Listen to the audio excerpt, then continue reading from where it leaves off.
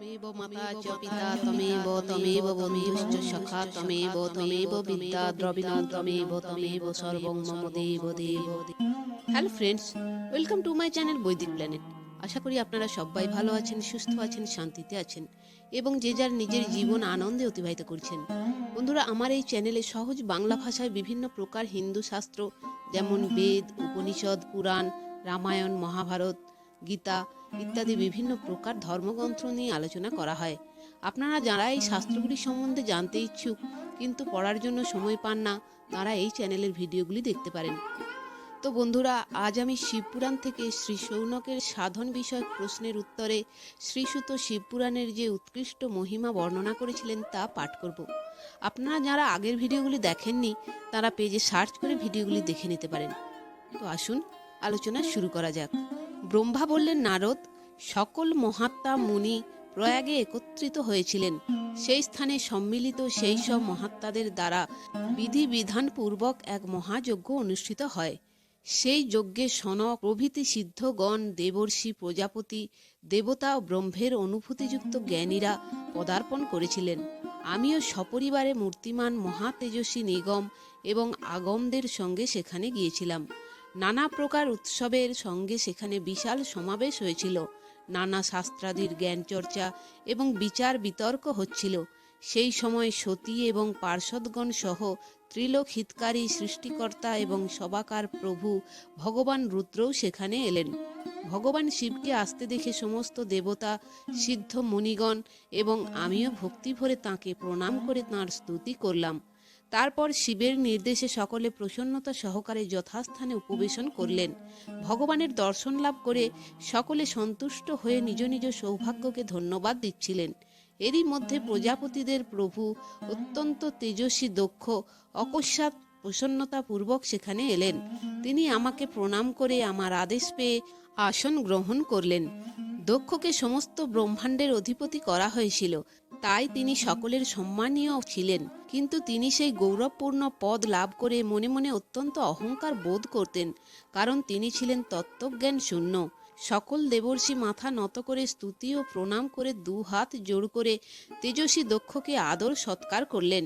কিন্তু নানা প্রকার লীলা বিহারকারী সকলের প্রভু এবং উৎকৃষ্ট লীলাকারী স্বতন্ত্র পরমেশ্বর সেই মহেশ্বর দক্ষের সামনে তখন মাথা নত করলেন না। তিনি নিজ আসনেই বসে রইলেন। উঠে দাঁড়িয়ে দক্ষকে স্বাগত জানালেন না। মহাদেবকে মস্তক নত করতে না দেখে আমার পুত্র প্রজাপতি দক্ষ মনে মনে অপ্রসন্ন হলেন। তিনি রুদ্রের ওপর সহসা ক্রুদ্ধ হলেন।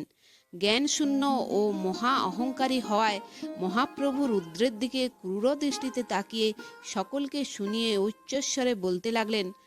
দক্ষ বললেন, এই সব দেবতা, অসুর, শ্রেষ্ঠ ব্রাহ্মণ এবং ঋষি আমার সম্মুখে বিশেষভাবে মস্তক নত করেন, কিন্তু এই যে একজন প্রেত এবং পিশাচ পরিবেষ্টিত হয়ে মহামনসী সেজে বসে আছে, অভদ্রের ন্যায় সে আমাকে কেন প্রণাম করেনি? শ্মশানে নিবাসকারী এই নির্লজ্জ আমাকে প্রণাম করল না, তার কারণ কি? এর বেদোক্ত কর্ম লুপ্ত হয়ে গেছে। এ ভূত পিশাচ দ্বারা পূজিত হয়ে মত্ত হয়ে এদিক সেদিকে ঘুরে বেড়ায় আর স্বাস্থ্যবিধি অবহেলা করে নীতিপথ সর্বদা কলঙ্কিত করে থাকে। এর সঙ্গে বসবাসকারী বা একে অনুসরণকারীরাও পাষণ্ড, দুষ্ট, পাপাচারী এবং ব্রাহ্মণদের উদ্দণ্ডতাপূর্বক নিন্দাকারী। এ নারীতে আসক্ত এবং রতিকর্মে দক্ষ, তাই আমি একে শাপ দিতে উদ্যত হয়েছি। এই রুদ্র 4 বর্ণের থেকে আলাদা এবং কুরূপ, একে যজ্ঞ থেকে বহিষ্কৃত করা হোক। এ শ্মশানে নিবাসকারী উত্তম কুল বর্জিত এবং হীন জন্মা, অতএব দেবতাদের সঙ্গে এ যেন যজ্ঞের ভাগ না পায়। ব্রহ্মা বললেন, নারদ, দক্ষের কথা শুনে ভৃগু আদি অনেক মহর্ষি রুদ্রদেবকে নিকৃষ্ট মনে করে দেবতাদের সঙ্গে তাঁর নিন্দা করতে লাগলেন। দক্ষের কথা শুনে নন্দী অত্যন্ত রুষ্ট হলেন। তাঁর চক্ষু চঞ্চল হলো এবং তিনি দক্ষকে শাপ দেওয়ার জন্য তক্ষুনি উঠে দাঁড়ালেন। নন্দীশ্বর বললেন, ওরে মহামূঢ়, দুষ্টবুদ্ধি শঠ দক্ষ, তুমি আমার প্রভু মহেশ্বরকে যজ্ঞ থেকে কেন বহিষ্কৃত করবে? যার নাম স্মরণ মাত্রেই যজ্ঞ সফল হয় এবং তীর্থ পবিত্র হয়ে যায়, সেই মহাদেবকে তুমি কি করে শাপ দিচ্ছ?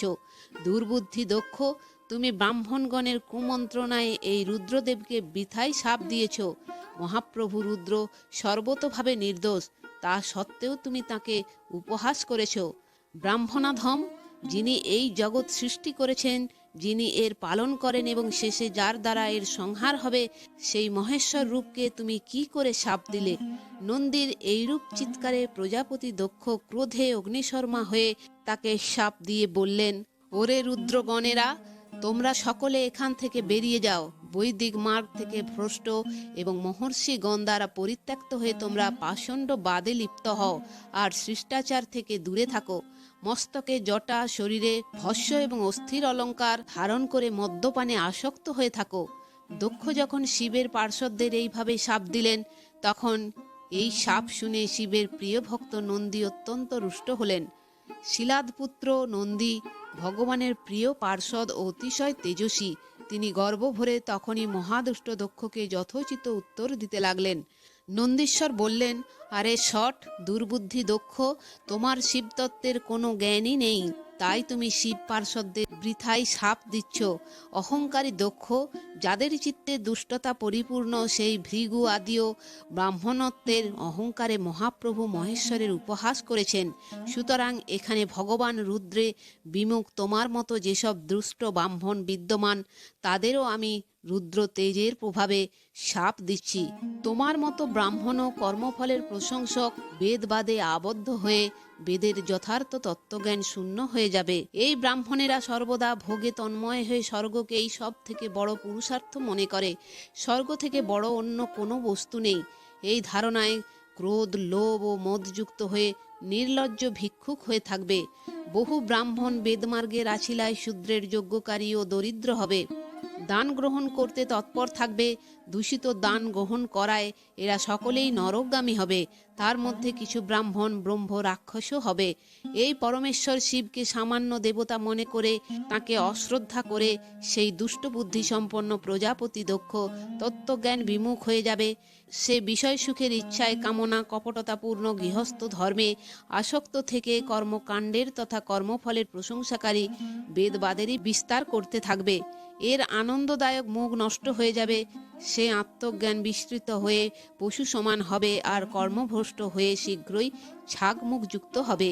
এইভাবে কুপিত হয়ে নন্দী যখন ব্রাহ্মণদের এবং দক্ষ মহাদেবকে শাপ দিলেন, তখন সেখানে মহা হাহাকার পড়ে গেল।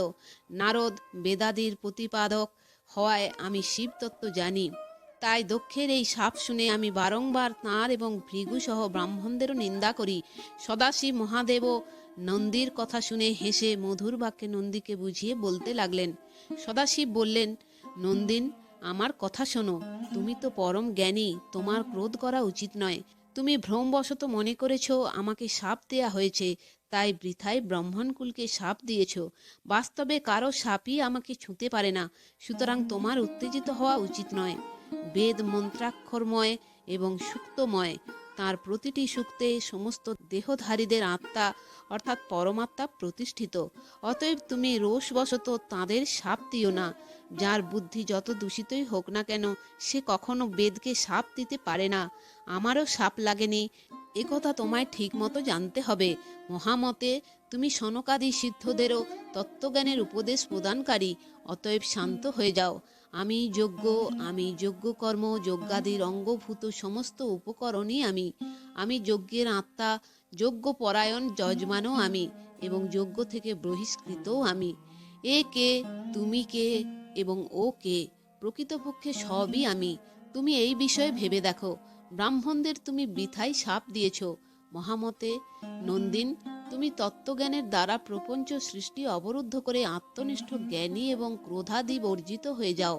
ব্রহ্মা বললেন, নারদ, ভগবান শম্ভু এইভাবে বোঝালে নন্দিকেশ্বর বিবেকপরায়ণ হয়ে ক্রোধ রহিত এবং শান্ত হয়ে গেলেন। ভগবান শিব তার প্রাণপ্রিয় পার্ষদ নান্দিকে শীঘ্র তত্ত্ববোধ করিয়ে প্রমথগণের সঙ্গে প্রসন্নতা সহ সেখান থেকে চলে গেলেন। এদিকে রোষযুক্ত হয়ে ব্রাহ্মণ পরিবৃত দক্ষও নিজ স্থানে ফিরে গেলেন, কিন্তু তাঁর চিত্ত শিবদ্রোহেই নিমগ্ন ছিল।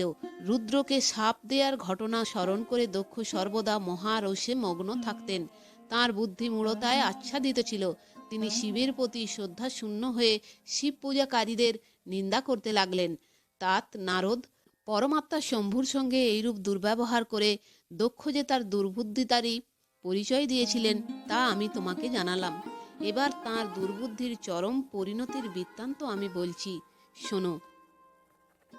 তো বন্ধুরা, আজ এই পর্যন্তই। ভিডিওটি যদি ভালো লেগে থাকে তাহলে লাইক, কমেন্ট এবং শেয়ার করে আপনার প্রিয় মানুষদেরও দেখার সুযোগ করে দেবেন, এবং এই ধরনের আরও ভিডিও দেখার জন্য চ্যানেলটি সাবস্ক্রাইব করে পাশে থাকা বেল আইকনটি প্রেস করে দেবেন পরবর্তী ভিডিও নোটিফিকেশন পাওয়ার জন্য। সবাই ভালো থাকবেন, সুস্থ থাকবেন, আনন্দে থাকবেন।